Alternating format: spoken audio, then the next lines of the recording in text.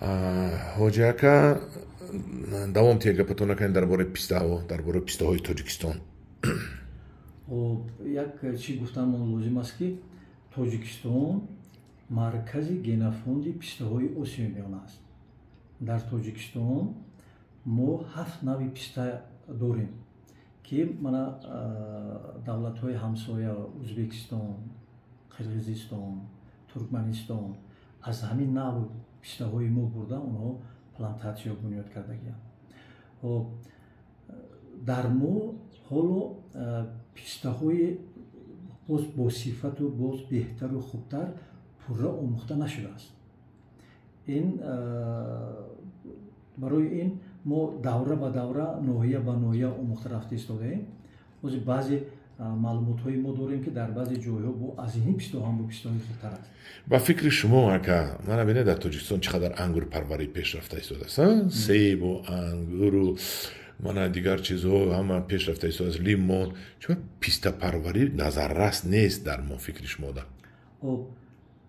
ман фикр мекунам ки вақти он расидааст ки ҳукумати ҷумҳурии тоҷикистони мо як қарори махсус як барномаи махсус барои парвариши писта баромонанд дар кор аст.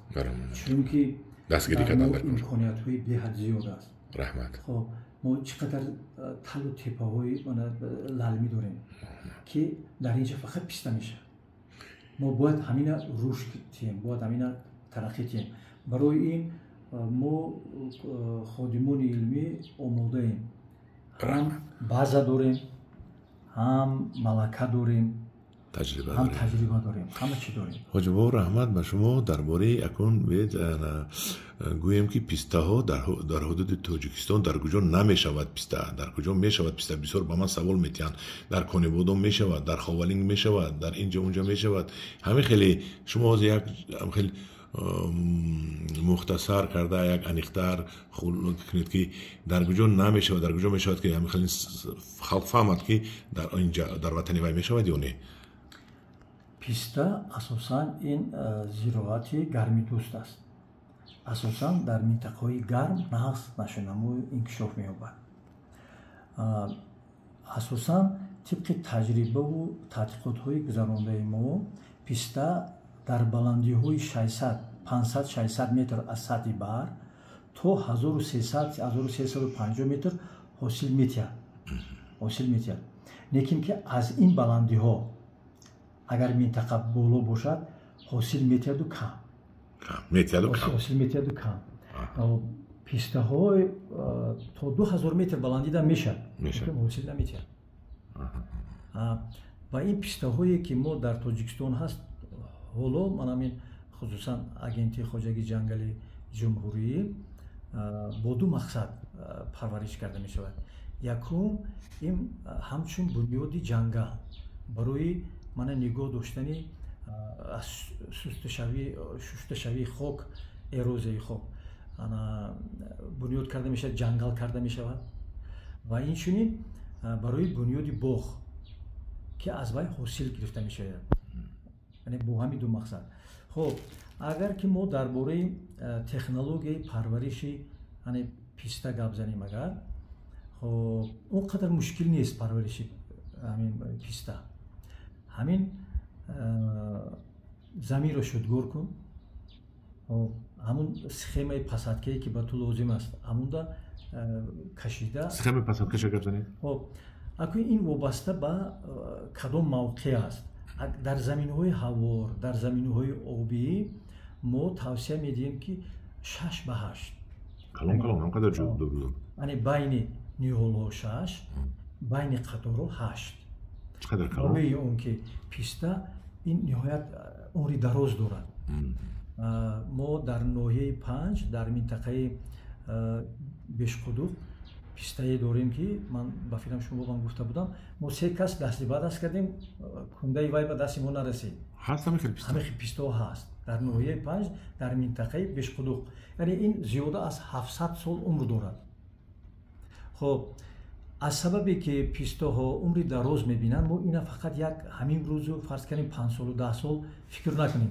чӣ хеле ки мана дигар намуди боғҳо ҳаст, зироатҳо ҳаст ки бай 30-35 сол ҳосил метиҳад бо як канда асар боғ кардан дар кор асар чунонанда буд.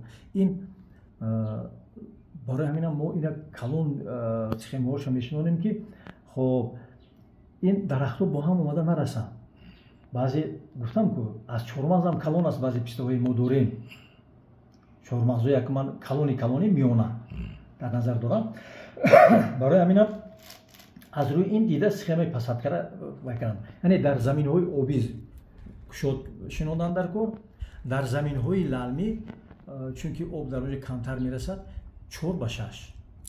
яъне байни ниҳоло 4, байни қаторо 6.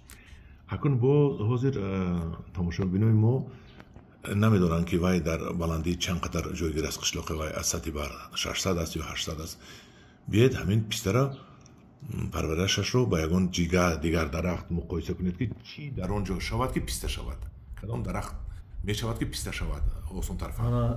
акун ин муайян кардани аз сатҳи бар он қадар мушкил нест. хоб мана ҳамаи телефонҳое ки ҳозир бачаҳои мо ҷавонои мо фарзандои истифода мебаранд GPS дорад.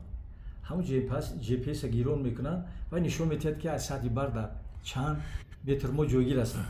яъне ман тавсия медиҳам ки боғҳои писта дар баландӣ на кам аз 1300 зиёд шинонда шавад. яъне аз ин поён аз ҳама ҳосилнокии хуба мо таҷриба кардем 800 метр аз сатҳи баҳр метиҳад писта.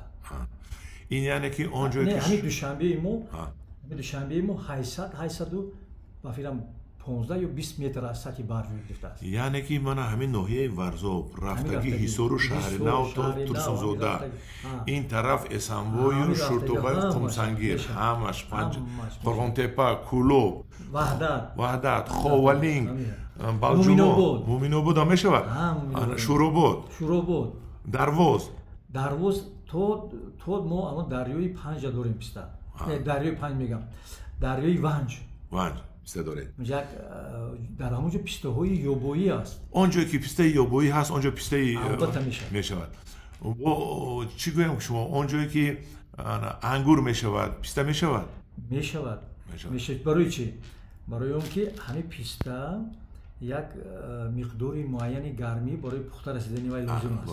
сума эффективни тепла. Ки Тоҷикистон дорад вая? Ахир вай Тоҷикистони мо дар қисми ҷанубӣ то 4200 килокалория гармӣ аст. барои писта чанд қадар кор? аз 3000 бас аст. дар вилояти Суғд мешавад. ҳама ҷош намешавад. ҳамин ноҳияи мана Айнида ман будам ҳаст. дар Панҷакент ҳаст. мана дар ҳамин ноҳияҳои қисми ман ҳамин Уротепаву мана қисми ин тарафҳоам агар ки ҳаминҷоба ҳаст. ман дар Хайроқум дидам, дар Хуҷанд дидам, дар Конибодом дидам. хуш шудааст дар Конибодом бо чӣ сабаб намедонам, не ки калон буд дидам.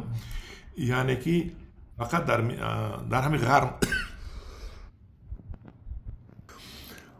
дар раштон замин дар мешавад. дар Камсомолободу мана вайн чӣ мегӯям? унҷа намешавад. миқдори муайяни гармӣ намерасад. ҳатто дар ҳамин Файзобод ҳам қисми болуиш намешавад. месабзад. ҳосили хуб наметиҳад. инҷа мо мақсади асосии мо дар бораи ҳосили хуб гирифтан аст. ман гуфтам ки писта то 2000 метр баландӣ мешавад. ҳатто ҳамин ниҳоли писта дар хоҷаоби гарман дидам ҳаст. лекин кам мебандад. ман надидам ҳосилаша надидам. ана ин навора ҳозир ман боз медорам. боз як навори дигар давом метиҳем устодҷон. барое ки дароз шуд дар бораи парвариши писта бо гап мезанем. раҳмат.